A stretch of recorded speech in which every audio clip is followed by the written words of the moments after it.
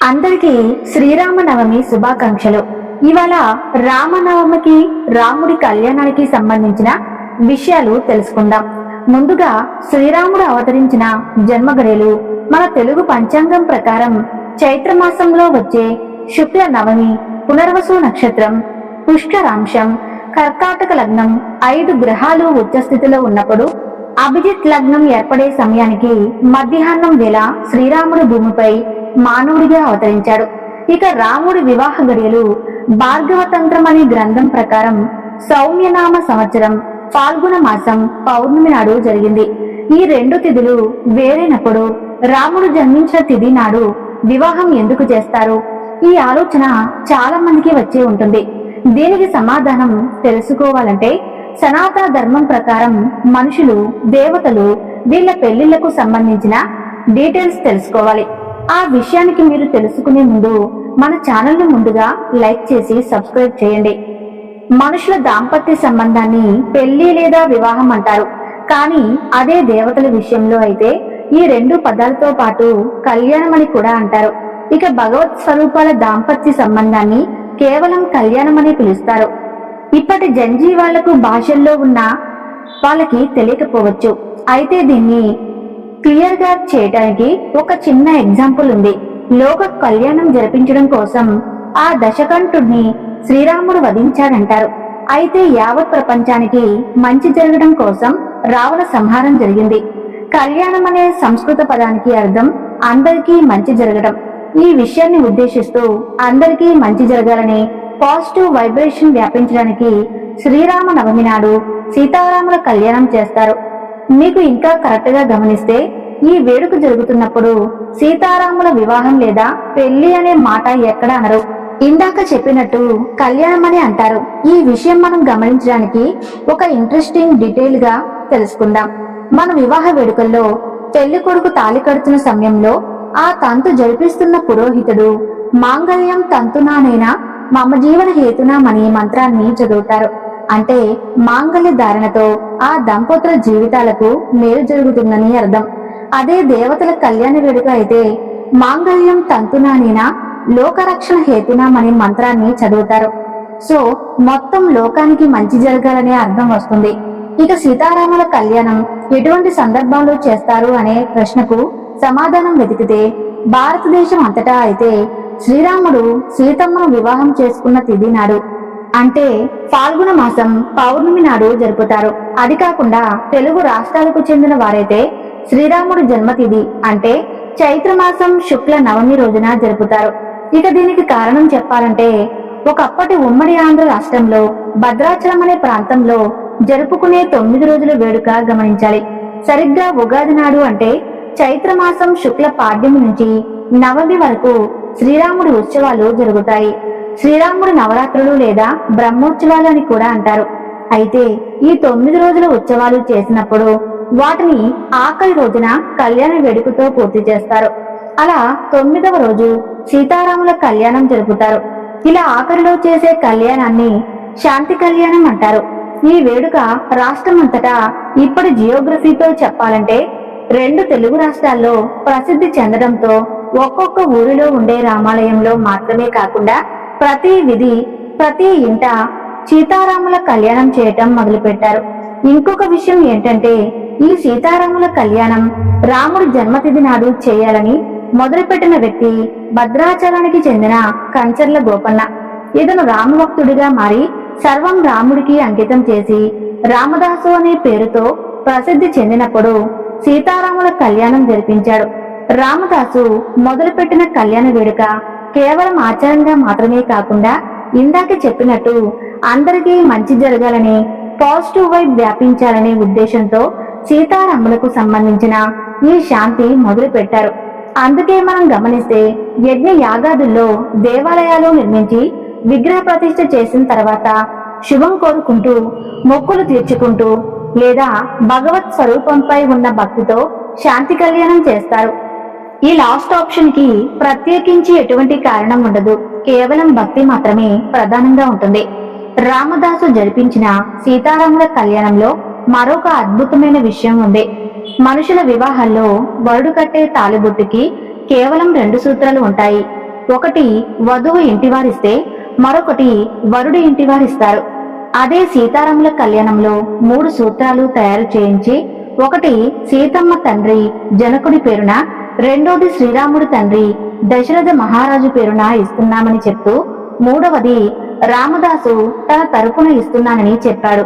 ఇక రామదాసు తర్వాత ఆ 3వ సూత్రం తెలుగు ప్రజలంతా కలిసి సీతమ్మకు ఇస్తున్నారనే మాటగా భావించారు. అయితే ఇదే రామనవమి నాడు చాలా ముఖ్యంగా చేసే పని ఒకటి ఉంది. అదే రామాయణ గ్రంథాన్ని పారాయణం చేయటం. అంటే వాల్మీకి రచించిన రామాయణం అనే అద్భుతమైన గ్రంథాన్ని చదవటం లేదా వినటం. ప్రత్యేకంగా శ్రీరాముడు పుట్టిన ఘట్టాన్ని పారాయణం చేస్తారు. ఈ యాక్టివిటీ కేవలం తెలుగు రాష్ట్రాల్లో మాత్రమే కాదు, యావత్ భారతదేశం అంతటా జరుగుతుంది. వాల్మీకి రామాయణం రిఫర్ చేసి ఆ అద్భుతమైన ఘట్టాన్ని ఒకసారి రివిజన్ చేద్దాం. కోసల ఈక్షాకుల చేత ఎంతో వైభవోపేతంగా పరిపాలించబడ్డ రాజ్యం, సారవంతమైన భూములు, పచ్చటి పొలాలు, సిరి సంపదలకు పెట్టింది పేరనే విధంగా ఉండేది. ఈక్ష్వాకులు అయోధ్యను ఈ రాజ్యానికి రాజధానిగా ఏర్పరచుకొని ఆ ప్రదేశాన్ని ఇంద్రుడు పాలించే అమరావతిని కల్పించే విధంగా తీర్చిదిద్దారు. ఒకరి తర్వాత మరొకరు కోసలను పరిపాలిస్తుండగా దశరథుడి వంతు వచ్చింది. తన పరిపాలనా విధానం అతనికి రాజర్షి అన్న పేరు దక్కేట్టు చేసింది. తనకున్న మంచి స్వభావం, దయాగుణంతో యావత్ ఇక్షాకుల వంశానికే వన్ని తెచ్చి పెట్టాడు. ఒక రాజు జరిపించిన యజ్ఞ యాగాదులన్నిటినీ నిర్వహించాడు. ప్రజలందరూ సంతోషంగా, మనసులో ఏమాత్రం కుళ్ళు కుతంత్రం లేకుండా అష్టైశ్వర్యాలతో సత్యవాక్ పరిపాలనలో బ్రతికేవారు. ఒక్కరు కూడా కామ క్రోధ లోభ మోహాలకు లోనైన వారు కాదు. అందరూ విద్యావంతులై ఆధ్యాత్మిక జీవనాన్ని కొనసాగిస్తున్నారు. అంతటి గనుడు దశరథుడు ధృత, జయంత, సిద్ధార్థ, అర్ధసాధక, అశోక, మంత్రపాల, సుమంత్ర అనబడే 8 మంది విద్యావేత్తలు, తెలివైన దౌత్యవేత్తలు దశరథునికి మంత్రులుగా, వేద పండితుల్లో అగ్రులైన వశిష్ఠ, వామదేవులు ప్రథమ పూజారులుగా ఉండేవారు. అన్నీ చూసుకుంటూ ఇష్కాకు వంశాన్ని ముందుకు తీసుకువెళ్లే పుత్రుడు లేడన్న బాధ వల్ల కోరినవన్నీ దక్కించుకోగలిగే సత్తా ఉన్నప్పటికీ దశరథుని మనసులో వెలితిగా ఉండేది. ఇదే బాధ అతనికి రాత్రింపగళ్ళు కునుకు లేకుండా చేసింది. వయసుతో పాటే ఆ బాధ కూడా పెరిగింది. ఒకరోజు ఇదే ఆలోచనతో అశ్వమేధ యాగం జరిపిస్తే బాగుండు, దానితో సత్ఫలితాలు దక్కుతాయి కదా, అందులో భాగంగా నా ఈ కోరిక తీరే అవకాశం కూడా ఉంది అనుకున్నాడు. తన మంత్రులందరినీ పిలిపించి వారిలో ఒక్కడైన సుమంత్యుడితో పూజ్యులైన వశిష్ఠ, వామదేవ, సుయజ్ఞ, జబాలి, కశ్యప తదితర గురువులందరినీ ఇక్కడికి రమ్మని కబురు పంపండి అని చెప్పగానే కొద్దిసేపట్లోనే వారందరూ హాజరయ్యారు. సువిశాలమైన భూమి, సిరి సంపదలు ఇలా ఎన్ని ఉన్నా వంశోద్ధారకుడు లేడన్న ఆలోచన నా మనసును తొలిచివేస్తుంది. ఈ సమస్యకు పరిష్కారం అశ్వమేధ యాగం అని అనుకుంటున్నాను. కేవలం ఆలోచన మాత్రమే. అది సరైనదో కాదో అన్న విషయాన్ని తెలియజేసే బాధ్యత మీకే వదిలేస్తున్నాను అని దశరథుడు అక్కడ సమావేశమైన వారందరితో అన్నాడు. మహారాజా, మీరు చేసిన ఈ ఆలోచన ఎంతో ప్రశంసనీయమైనది. ఈ యాగంలో మీరు కోరుకున్నవన్నీ సిద్ధిస్తాయి. మనకున్న సమయం చాలా తక్కువ. వెంటనే ఒక యజ్ఞశాలను సరియూ నదికి ఉత్తర భాగాన్ని నిర్మించి అశ్వమేధ యాగానికి అవసరమైన ఏర్పాట్లన్నీ చేయండి అని వేద పండితులు అన్నారు. వశిష్ఠ, వామదేవ తదితరులు ఆదేశించిన విధంగా మంత్రులందరూ బాధ్యతలు పంచుకొని ఆ పనులు పూర్తి చేయడానికి ఆ సభ నుండి బయలుదేరారు. ఇదంతా చూసిన దశరథుడి ముఖంలో ఒక కొత్త ఉత్సాహం కుందికొచ్చింది. అతను ఒంటరిగా తన మందిరంలో ఉన్నప్పుడు సుమంతుడు అక్కడికి వెళ్లి, మహారాజా, మీరు యాగం గురించి ప్రస్తావించినప్పుడు కొంతకాలం క్రితం నేను విన్న విషయం ఒకటి గుర్తొచ్చింది. అది ఈ సందర్భంలో మీకు చెప్పాలనుకుంటున్నాను. ఎన్నో సంవత్సరాల క్రితం బ్రహ్మమానవ పుత్రుల్లో ఒక్కడైన సనత్ కుమారుడు కొంతమంది ఋషులు భవిష్యత్తువాణి చెప్పారు. అందులో భాగంగా కశ్యపుని కొడుకు విభాండకుడికి శృగుడు పుత్రుడిగా జన్మిస్తాడు. అతను తన తండ్రితో పాటు అడవిలో నివసిస్తూ ఆయన చెప్పే మాటలు వింటూ బయట ప్రపంచంలో సంబంధం లేకుండా పెరుగుతాడు. గడుస్తున్న కాలంతో రోమ పాదుడనే రాజు అంగ రాజ్యాన్ని పరిపాలిస్తాడు. అతను చేసే చిన్న తప్పిదం వల్ల ఆ దేశాన్ని కరువు కాటేస్తుంది. అప్పుడు రోమపాదుడు దేవతలను శాంతింపచేసి వర్షాలు కురిపించడానికి ఏం చేయాలని పండితులను ఆశ్రయిస్తాడు. వారంతా శృంగుడి గురించి చెప్పి ఆ ఋషిని వారి రాజ్యానికి రప్పించి రోమపాదుడి కుమార్తె అయిన శాంతను అతనికి ఇచ్చి వివాహం జరిపిస్తే అంగరాజ్యం కరువు సమస్య నుండి తేరుకుంటుందని సలహా ఇస్తారు. విభాండకుడి కోపం గురించి తెలిసిన వారు శృంగుడి దగ్గరకు వెళ్తే ఏదైనా శాపానికి గురవుతారేమోనని అక్కడికి వెళ్లే ధైర్యం చేయలేదు. దానికి ఉపాయంగా రాజవేషాలను పంపి శృంగుడిని మాటల్లో పెట్టి వారి వెంట అంగరాజ్యానికి వచ్చేట్టు చేస్తారు. శాంతతో అతని వివాహం జరిగిన తర్వాత దశరథ మహారాజు చేసే యజ్ఞం జరిపించే బాధ్యత తీసుకుంటాడు. ఇదే యజ్ఞం ద్వారా దశరథునికి 4 కుమారులు జన్మించారు. సుమంత్రుడు శరత్ కుమారుడు చెప్పిన భవిష్యత్తువాణి పూర్తి చేశాడు. ఆ తర్వాత మహారాజా, మీరు ఎలా అయినా సరే వశిష్ఠుల వారి అనుమతితో శృంగుడిని కలిసి మీకోసం ఆ యజ్ఞాన్ని జరిపించేటట్టు చేయండి. ఆఖరి మాట. మహారాజా, శరత్ కుమారుడు చెప్పిన ఆ 4 పుత్రులు విశ్వవ్యాప్తంగా ప్రసిద్ధి చెందిన వారవుతారు.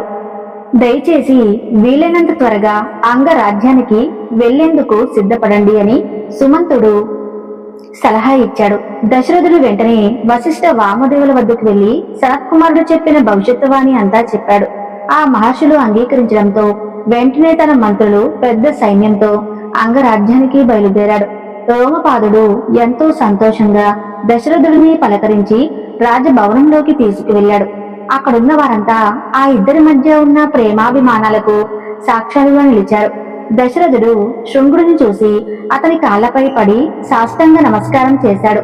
రోమపాదుడు దశరథునితో అతనికున్న స్నేహం గురించి శృంగుడికి ఎంతో గొప్పగా వివరించాడు. 17 రోజులు గడిచిన తర్వాత 18వ రోజు దశరథుడు రోమపాదునికి తాను అంగరాజ్యానికి వచ్చిన కారణం వివరించాడు. ఆ తర్వాత శృంగుడితో అదే విషయాన్ని చెప్తే, సరే, మీరు అనుకున్న విధంగానే నేను యాగాన్ని జరిపిస్తాను అని మాటిచ్చాడు. నూతన వధువరులైన శాంత శృంగులు దశరథ మహారాజుతో కలిసి అయోధ్యకు ప్రయాణించడానికి సిద్ధమయ్యారు. అయోధ్యాధిపతి ఆ మహర్షిని తన వెంట తీసుకొస్తున్నారన్న కబురు దూతల ద్వారా అందిన వెంటనే అక్కడి జనం రాజధానిలో పండగ వాతావరణం తీసుకొచ్చారు. శాంత శృంగులకు ప్రత్యేకమైన వసతి గృహాన్ని ఏర్పాటు చేశారు. ఆ దంపతులతో రాజ్యంలోకి అడుగుపెట్టిన మరుక్షణం దశరథుడు తన లక్ష్యంలో సగభాగం సాధించేశాడనే అనుభూతి చెందాడు. కొద్ది రోజులకు వసంత ఋతువు మొదలయ్యింది. యజ్ఞానికి ఇదే సరైన సమయమని శృంగుడు చెప్పడంతో మంత్రులు సేవకులను పిలిపించి యజ్ఞానికి కావలసిన ఏర్పాట్లన్నీ చేయమని, అలాగే అందులో తెప్పించి దాన్ని భరతవర్షం అంతటా చుట్టేయడానికి పంపించమని చెప్పాడు. ఆ బాధ్యతలన్నీ సుమంతుడు తీసుకున్నాడు. కబురందున వెంటనే వశిష్ఠ వామదేవ తదితర మహర్షులు, వారి వెంట వేద పండితులు అందరూ వచ్చారు. ముందందుకున్న విధంగా సరయూ నది తీరాన అన్ని ఏర్పాట్లు చేసి విచ్చేసిన వారందరికీ ఆసనాలు వేయించి యాగం మొదలుపెట్టే ముందు దశరథుడు వారి దేవుళ్ళు కోరాడు. యక్షులు ఈ యజ్ఞం ఎటువంటి ఆటంకాలు లేకుండా విజయవంతం అవుతుందని శుభం పలికారు. అక్కడితో యజ్ఞం మొదలైంది. భరతవర్షంలో ఉన్న రాజులందరూ ఆ యజ్ఞంలో పాల్గొన్నారు. ఏ ఒక్క తప్పిదం లేకుండా తలపెట్టిన అశ్వమేధ యాగం పూర్తిగా వస్తుంది. అప్పుడు దశరథుడు ఇక్ష్వాకు వంశాన్ని ముందుకు నడిపించే వంశోద్ధారకుడు పుట్టేందుకు పుత్రకామేష్టి యాగం జరిపించమని శృంగుడిని కోరాడు. శృంగుడు ఒక్క క్షణం ఆలోచించి, దీనికోసం పాటించాల్సిన ఆచార వ్యవహారాలు అధర్వణ వేదంలో వివరించబడ్డాయి. మీకోసం వాటిని ఇప్పుడు జరిపిస్తాను. ఇక పుత్రకామేష్టి యాగం మొదలు పెట్టారు. పుట్టబోయే వారెవరో మనందరికీ తెలుసు. కానీ ఇక్కడ గమనించదగిన విషయం, వారంతా కారణ జన్మలు. ఆ కారణం తెలుసుకోకుండా కథ పూర్తి అవ్వదు కదా. అయితే అదేంటో ఇప్పుడు తెలుసుకుందాం. భూలోకంలో దశరథుడు ఈ తంతు జరిపిస్తూ ఉండగా దేవలోకంలో ఉన్న ఇంద్రుడు దేవతలందరితో కలిసి బ్రహ్మ దగ్గరకు వెళ్ళాడు. దేవా, మీరు మాత్రమే నాకు సాయం చేయగలరు. ఆ రావణుడి ఆగడాలు మితిమీరిపోతున్నాయి. రోజు రోజుకు అతను పెట్టే ఇబ్బందులు మేము భరించలేకపోతున్నాం. మీరు మీ దయ స్వభావంతో అతనికి అడిగిన వరాలు ప్రసాదించి శక్తివంతుని చేశారు. ఇప్పుడు అతని వరాలు మా పాలిట శాపాలుగా మారాయి. దశగ్రీవుని వద్ద నీచమైన బాధితులుగా వ్యవహరించే పరిస్థితి వచ్చేసింది.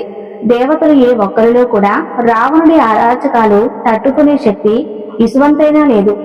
కేశ్వరుడు చేస్తున్న అక్రమాలు ఆపి అతని బారి నుండి తప్పించుకునే మార్గాన్ని మీరే చూపించండి. ముల్లోకాల్లో యక్ష గంధర్వ ఋషుల్లో అతని క్రూరత్వానికి బలి కానివ్వరంటూ ఎవరూ లేరు. రావణుడి శక్తికి సూర్యుడు కూడా పూర్తిగా ప్రకాశించడానికి భయపడుతున్నాడు. వాయువు మునుపటిలా వేగంగా వీచట్లేదు. ఎత్తైన అలలతో పొంగుతూ గంభీరంగా ఉండే సముద్రపు సన్నగిల్లిపోయింది. మీరు ఆ దశగ్రీవునికిచ్చిన వరం మమ్మల్ని ఇంతటి దీనమైన స్థితికి తీసుకువచ్చింది. ఆ దానవుడి వినాశనానికి పరిష్కారం చెప్పి మమ్మల్ని రక్షించండి అని ఇంద్రుడు దేవతలు రావణుడి వల్ల పడుతున్న బాధలు చెప్పారు. అంతా విన్న బ్రహ్మ, నువ్వు చెప్పింది నిజమే. రావణుడు అడిగిన విధంగానే దేవతలు, దానవులు, రాక్షసులు, గంధర్వులు, యక్షులు వీరిలో ఏ ఒక్కరూ కూడా తనను అంతం చేయకుండా వరాన్ని ప్రసాదించారు. కానీ రావణుడు అహంకారానికి పోయి మానవులను చిన్నచూపు చూసి వారి చేతుల్లో మరణించకుండా ఉండేలా వరాన్ని కోరుకోలేదు కనుక అతని అంతం ఒక మానవుడి చేతుల్లోనే ఉంది అని సమాధానమిచ్చాడు. వీరంతా ఇలా మాట్లాడుకుంటూ ఉండగా నారాయణుడు విక్రాలు ధరించి తన గరుడు వాహనం మీద అక్కడికి వచ్చాడు. అందరూ నారాయణుడికి నమస్కరించిన తర్వాత, మీకు మా బాధ గురించి కొత్తగా చెప్పడానికి ఏముంది? సర్వం తెలిసిన వారు మీరు. మానవుడిగా జన్మనెత్తి మేము కూడా మా అంశలో జన్మించి మీరు చేయబోయే రావణ సంహారంలో సాయంగా మీ వెంట వస్తాం అని దేవతలు అన్నారు. నారాయణుడు వీరి మాటలు వింటుంటే, బ్రహ్మ, ప్రభు, సూర్యవంశానికి చెందిన దశరథుడు శృంగుడి చేతుల మీదుగా పుత్రకామేష్టి యాగాన్ని జరిపిస్తున్నాడు. నాదొక సలహా, దశరథుడికి 4 పుత్రులు జన్మిస్తారని భవిష్యత్తువాణి చెప్తుంది. కనుక మీరు ఆ రాజర్షికి పుత్రులుగా మీ ఆంశలను ప్రవేశించిపెట్టి జన్మించండి. మీరెత్తబోయే అవతారం అటు మానవులకు ఇటు దేవతలకు మంచి జరిగే విధంగా ఉండాలి. అది మాత్రమే కాదు, మీరు ఒక్కరే ఆ రావణుడితో పోరాడి అతన్ని అంతం చేయగలరు అని అన్నాడు. దీనికి సమాధానంగా విష్ణువు, ఇక మీలో ఉన్న భయాలన్నిటినీ విడిచిపెట్టండి. మీరు కోరిన విధంగానే మానవుడిగా జన్మిస్తాను. నేను ధర్మపరుడిగా ఉంటూ ఇతరులకు ఆదర్శంగా నిలవాలంటే అవన్నీ పాటించే సరైన వాడు నాకు తండ్రిగా ఉండాలి. అది ఇక్ష్వాకు వంశానికి చెందిన దశరథుడే.